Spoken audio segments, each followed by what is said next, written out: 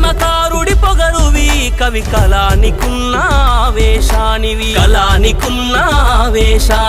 warrior కత్తి పదునువి అంజనమ్మ కన్నా పవనుడివి దత్తపుత్రుడని కూతలు కూసిన వాళ్ళ కోటలు బద్దలయ్యేలా ప్యాకేజీ స్టార్ అని వాగిన చీడ